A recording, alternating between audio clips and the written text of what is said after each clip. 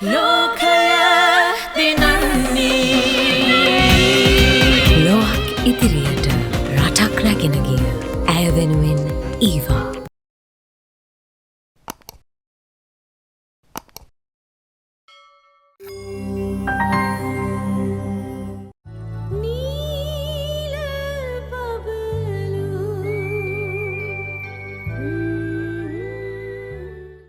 ඔය පූජා මැඩම් කියලා කියන්නේ මැරුණත් මිනිස්සුන්ට හොඳක් කරන කෙනෙක් නෙවෙයි.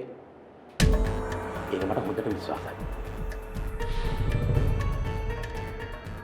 පව්වෙස්සෝ මොනවා වුණත් පූජා මිස්ටර් ඔය දේ සිද්ධ වුණේ අපේ මහිමට උදව් කරන්න කියලා. අන්න ඒක අපි අමතක කරන්න නරකයි. පූජා මිස්ටර් අද මේ ඔෆිස් එකෙන් බෙදෙන හැන්දෙන්න තමයි දවසක අපිට බෙදන්නේ කියලා අපි අමතක කරන්නත් නරකයි. ඒක ගැන ඉතින් කතා කරන්න දෙයක් නෑ මිස්. ඒ කිව්වේ? ඒ කිව්වේ කියන එකට උත්තරේ මේ ඔෆිස් එකේ තව ටික දවසක් මිස් ඉන්නකොට හරි අපූර්වට තේරෙනවා. දැන් මොනවාද මට තේරෙන්නේ? මේ ඔෆිස් එකෙන් බෙදෙන හැන්දෙන් කනවට වැඩිය තව මොනවා හරි දෙයක් කරගන්න එක හොඳයි කියලා. ඉඳලා පූජා මිස්ටර් මේ ටික කරගන්න ගිය දුරා. ඒක තමයි මාත් කල්පනා කරේ. මේ අපේ ගම්වල අරන තියමනක් තියෙනවා. මිනිහෙකුට ලේසියෙන් ණයක් කෂ්ට කරන්නේ නැහැ කියලා. ඒ කිව්වෙස? ඒ කිව්වේ ඔය මනුස්සාත්ම වල ඉදි කරන දේවල් වලට පලිය ගන්න තමයි ඔහොම කරන්න කියලා.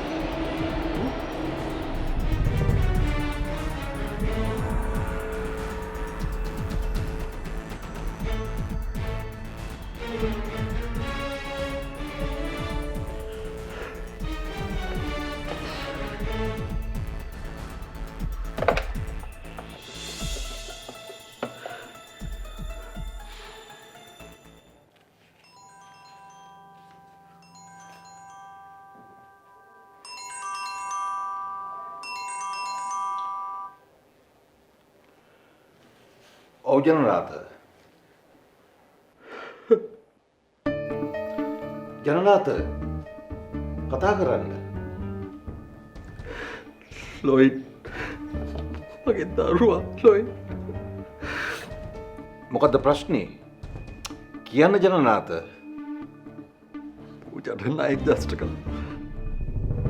මොනවා? පූජාට ණයක් දෂ්ට කළා? ඒ කොහෙදද ජනනාත?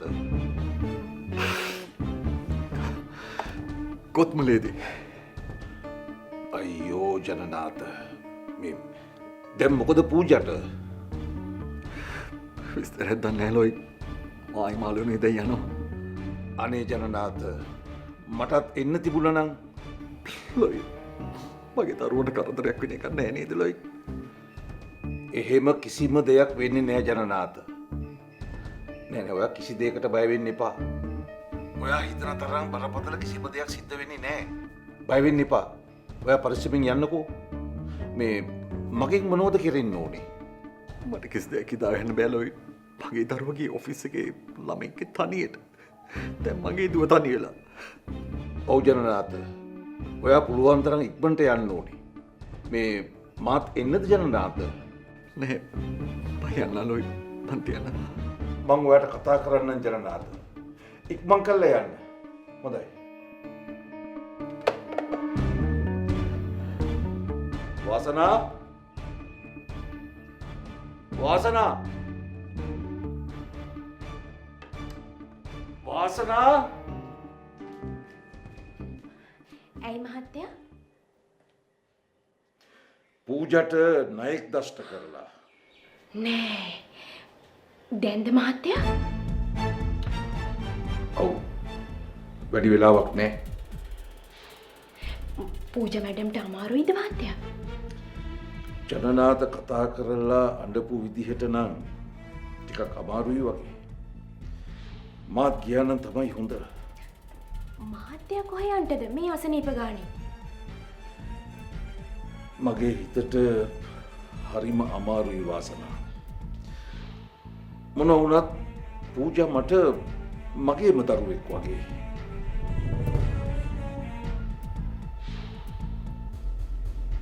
මම පොඩ්ඩක් කාමරයට යනවා වාසනා.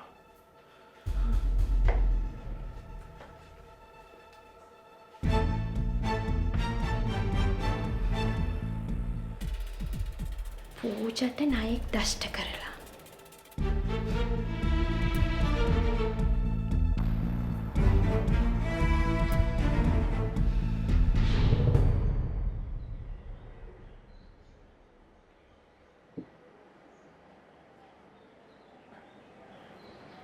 වේද මහත්තයෝ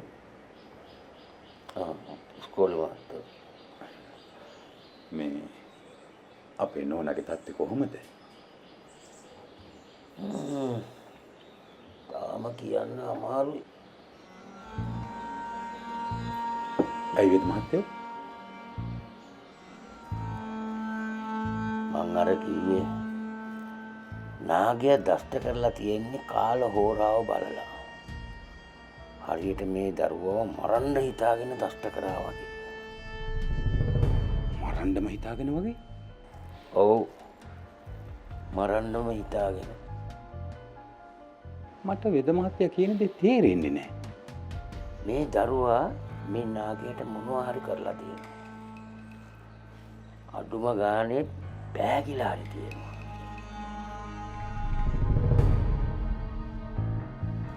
මොකද මං එහෙම කියන්නේ පුදුම තරහකින් තමයි දෂ්ට කරලා තියෙන්නේ. විසදරුණුයි. අනේ වේද මහත්තයෝ මේ දරුවා අපිට කොහොම හරි සනීප කරලා දෙන්න. මං උත්සාහ කරනවා. ඒත් ඉතින් ඒ දරුවගේ වාසනාව තියෙන්නත් ඕන. නැත්තම් ඉතින් බේරනවා බොරු.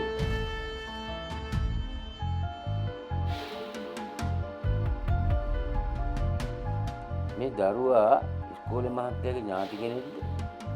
නෑ වේද මහත්තයෝ. මේ ඇවිල්ලා අපේ මහිමදුව වැඩ කරන කම්පැනි එකේ ලොකු නෝනා කෙනෙක්. අර මහිමදුවගේ අම්මා අසනීප වෙලා මහිමදුව ඇරලවන්න ඇවිල්ලා තමයි මේ කරදරේ වෙලා තියෙන්නේ.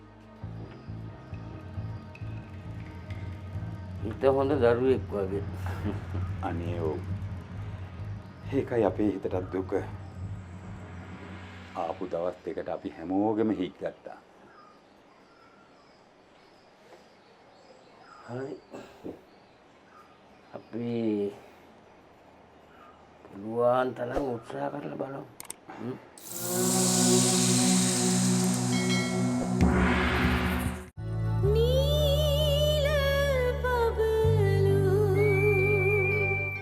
බීජවලට එරෙහි වැඩි ආරක්ෂාවක් සඳහා 3ply disposable mask safeguard නිරෝගිමත් දිවියකට. අන්න ඔයල් ඈත ගාලා බොල්ලා රට ගත්තා. මන් දැන් මේක ගිහිල්ලා අපේ ආච්චිට කියලා වනසන මුල රෙජිමෝල වත්තම. එහෙම රැත්තර රෝදු පුටුව. අනේ තියා. මේ ආච්චිට කරේ තියාගෙන යන්න. මේ ආච්චි අල්ලගත්තා. කියා දෙන්න ආදරේ තරම් සතියේ දිනවල රාත්‍රී 8:30ට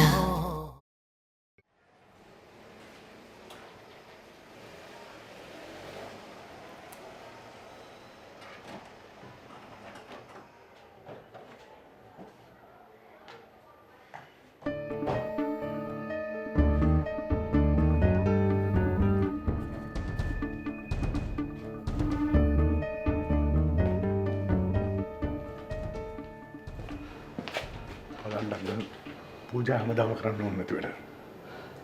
ඒකේවට කවදාවත් තේරුම් නැහැ. මං යාට කට කැඩෙනකම් කියලා තියෙනවා. ඕන දේව කරන්න බෑ. දැන් එයත් තමරු වෙట్లా. අපිත් තමරු වෙట్లా. මොකද කරන්නේ? අලන් කියන කතාව ඇත්ත. එයා හරිම කලබලයි. එයා හැම තිස්සෙම අමාරුවට එන්නේ අනුත් උදව් කරන්න කියලා. උදව් කරන්න ඕන එක ඇත්ත. ඒත් එයාගේ සීමාව ඉඳන් ඒ දේ කරන්න ඕනේ. දැන් ඔය ගිහින් තින්න ඕන නැති ගමනන්නේ. දැන් ඔය කතා කරලා වැඩන්නේ. මම මේ ළමයි නිසා මොන තරම් ප්‍රශ්න වලට මුහුණ දුන්නාද? මට දුකයි මේ ළමයාගෙන්. මොන දේ කරන්නත් කලින් අපි එතෙන් යන්න ඕනේ. අපි එතෙන් ගිහලා බලමු මොනවද කරන්නේ කියලා. දැන් මම වහන්න. යා.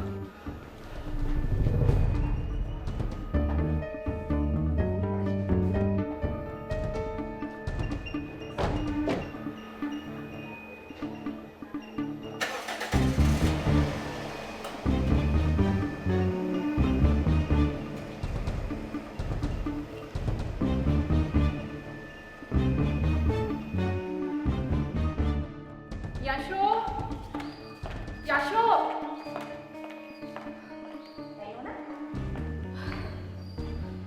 අනේ යෂෝ තවත් කරදරයක්.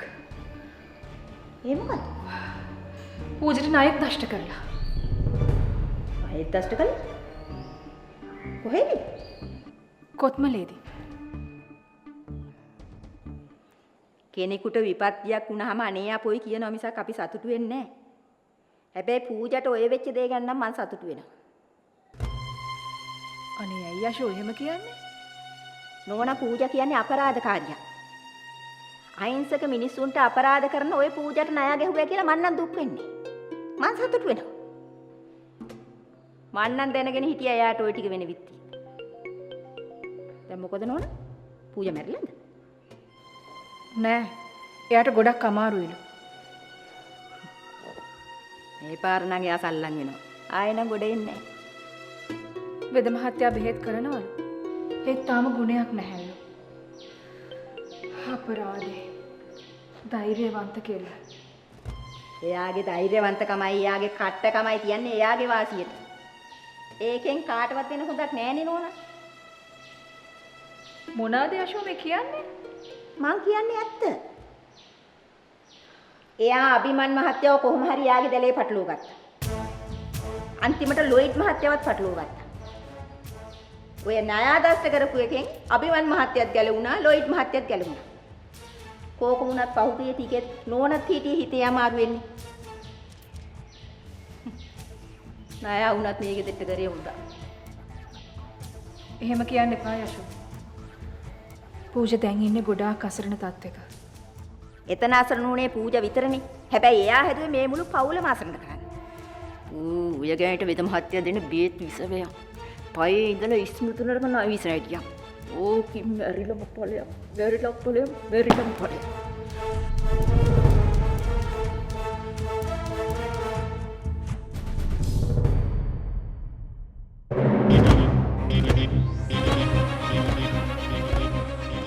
මොකක්ද ඇත්තටම සිද්ධ වුණේ? පූජා මිස් ඇයි මට එහෙම කිව්වේ? එයා ඇයි මාව මරන්න හැදුවේ? ඇයි උඹ තවත් බොරු කරන්නේ? උඹ විහාර කිය මෙහෙට අමතකයි ගගා. උඹ මාව මරන්න නේද ප්ලෑන් කරන්නේ? ආ? නැත්තම් උඹ මොකද මෙහෙට නටන රණ්ඩකම? ආ? උඹ මරන්න නේද හදන්නේ? මිස්ටර් මොකක් හරි වැරදීමක් වෙලා. මං කුරුළු නෙමෙයි විහාරා. මිස් කුරුළු තමයි. ප්ලීස් අපි ගෙදර යන්කෝ. ගෙදර? අද ගෙදර යන්නේ මම විතරයි. උඹ නෙමෙයි. අතරින්න. එයා ඇයි මාව මරන්න හැදුවේ? එයාට මානසික අසනීපයක්වත් තියෙනවද? නැහැ. ඒක වෙන්න බෑ. මොනවා හරි දෙයක් මට දැනෙනවා.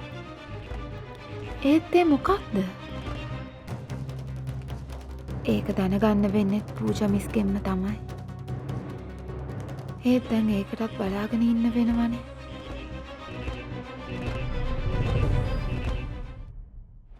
නංගි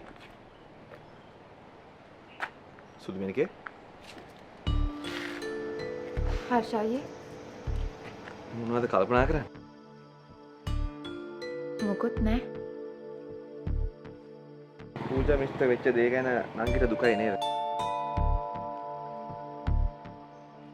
වේද මාම සනීප කරයි. නංගි බය වෙන්න එපා.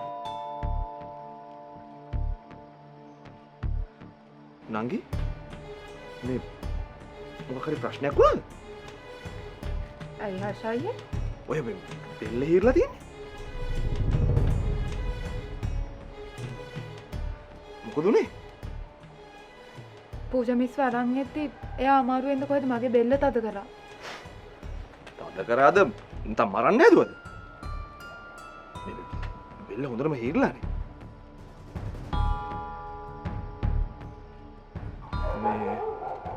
මේකට බෙහෙත් කරන්න වෙයිද දන්නේ?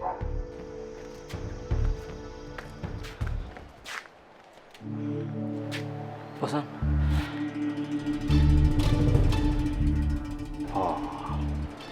මොකද්ද බං ඒ සීන් කෝන්නේ? ඇයි? උන් දෙන්නගේ ජවනිකා උන් දෙන්නට ඔහොම කරගෙන යන්න දීපන්. පස්සේ ගිහිල්ලාම මොකද්ද සීන් එක කියලා. හරිද? අපි නොදන්න ලව් තියෙන විදියක් නෑනේ බා. බලන් ඉන්න බෑන මේ වරෙන්. බලමුකෝ අපි. ගොඩක් විදෙනවද? ටිකක්.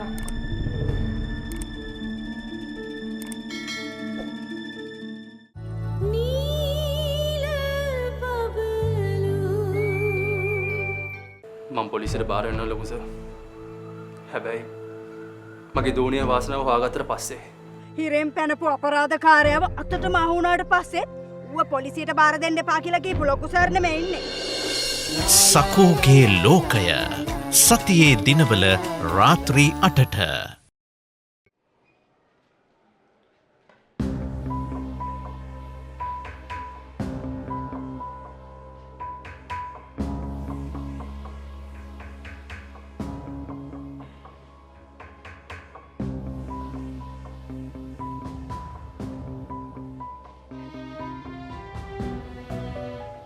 මහත්තයා දැන් කොහොමද දන්නේ නේද පූජා මැඩම්ගේ තත්ත්වය?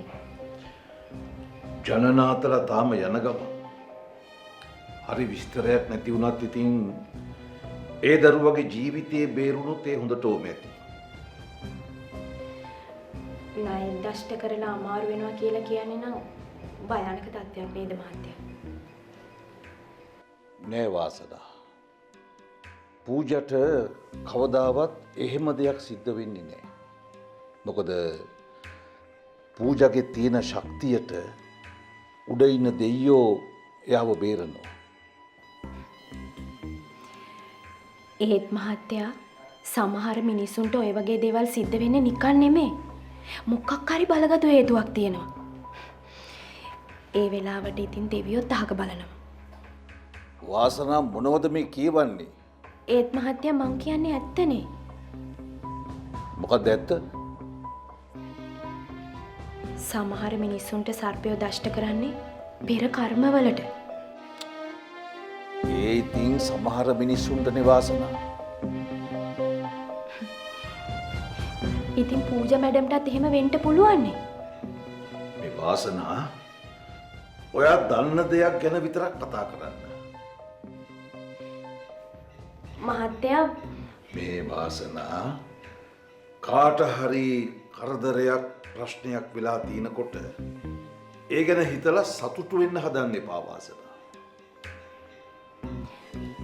ඒ වුණාට ඉතින් පූජා මැඩම් කියලා. ඇයි පූජා මැඩම් මොකද? වාසනා දැන් මොකද්ද පූජාගෙන් ඔයාට වෙච්ච කරදරේ? හරි එහෙම නැත්තම් මොකද්ද එයා ඔයාට කරපු වැරද්ද? ඇයි වාසනා එයාත් එක්ක කොච්චර වෛර බඳිනවද? වාසනා කා ගැන හරි කතා කරනකොට අපි බොහොම පරිස්සමින් කතා කරන්න ඕනේ. මොකද අපි ඉස්සෙල්ලම හිතන්න ඕනේ අපි ඉන්න තත්ත්වය ගැන. අපි එතන ඉඳලයි වැඩ කරන්න ඕනේ.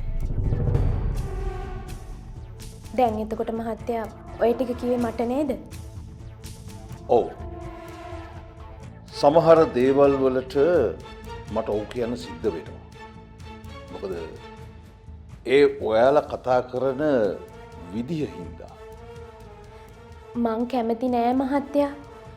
අභිමන් මහත්තයාවත් ලොයිඩ් මහත්තයාවත් විශාක මැඩම්වත් කවුරුවත් හින්දා කරදරේ වැටෙනවට.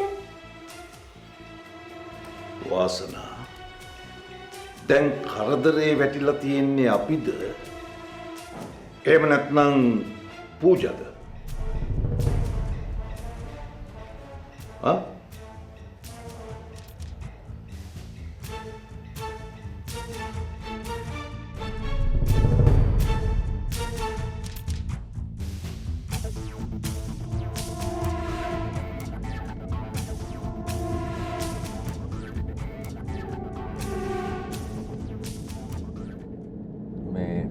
පාල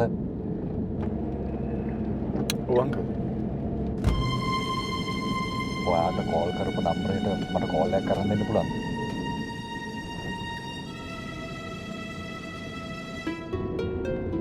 uncle.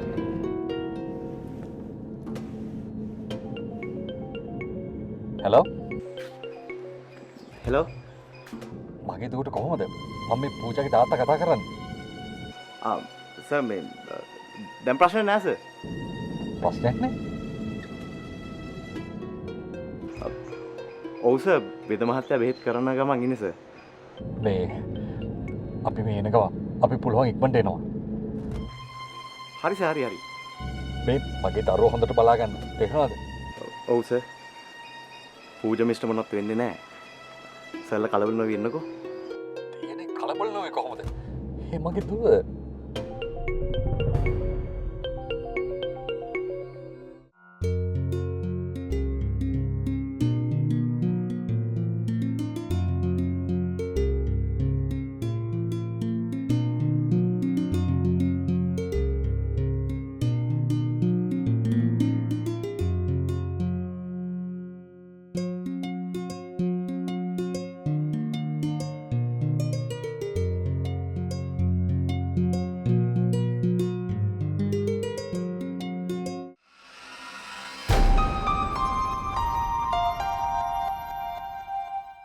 දෙදස් විසියකේ 6/10 ඔය ඔබතුමාට ජිප් රථයේ ගියපු අය සම්බන්ධව ගැටලුවක් සිද්ධ වෙලා තියෙනවා. ගැටබේ පන්සලට ওই ජිප් එකේ ආපු කට්ටිය අතර හිටපු ගෑනු ළමෙක් සම්බන්ධයෙන් කොට්ටාව පොලිසිය විස්තර හොයනවා. පූජට ණය දෂ්ට කරලා. පූජට